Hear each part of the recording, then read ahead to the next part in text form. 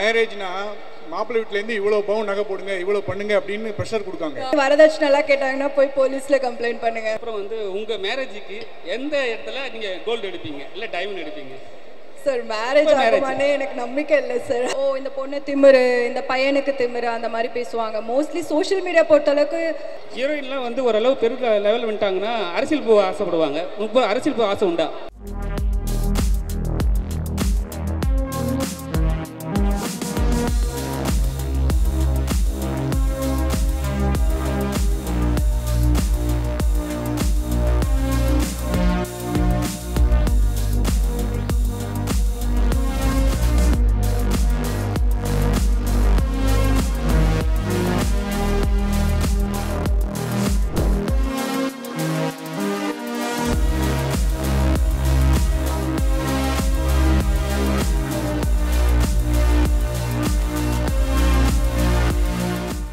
நகை விலையெல்லாம் இப்போ கூட்டிகிட்டே போகுது. நகை விலை பெண்கள் கல்யாணம்னா இத்தனை பவுன் அத்தனை பவுன் நிறைய வீட்டில் ப்ரெஷர் பண்ணுறாங்க. அந்த மாதிரி ஆட்கள் நீங்கள் என்ன நினைக்கிறீங்க?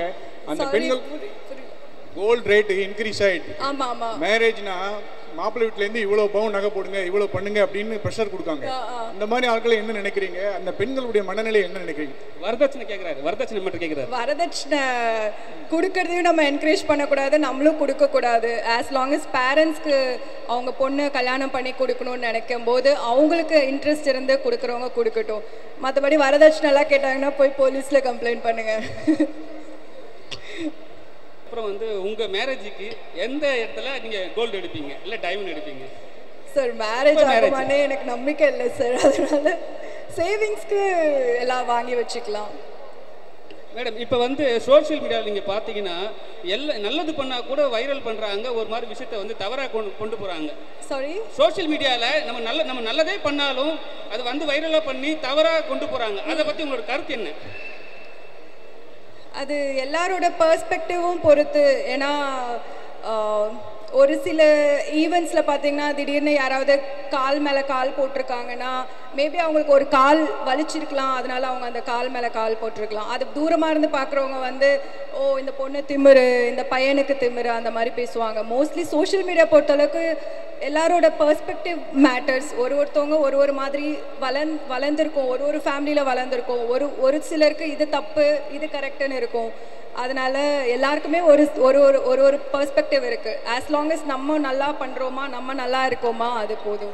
ஹீரோயின்லாம் ஓரளவு பெரிய லெவல் வந்துட்டாங்கன்னா அரசியல் போக ஆசைப்படுவாங்க. உங்களுக்கு அரசியல் போக ஆசை உண்டா? சத்தியமா இல்லை, அதெல்லாம் இல்லை. ஒன்றும் இல்லை. இப்போ என்னன்னா பெண்களுக்கு கோல்டு மேலே ரொம்ப ஈர்ப்பு தான் அதிகம். சரிங்களா? அவங்கள வெள்ளிக்கு கன்வெர்ட் பண்ணுறது ரொம்ப பெரிய விஷயம். எப்படி கன்வெர்ட் பண்ணலாம்? எப்படி பேசி கன்வின்ஸ் பண்ணலாம்?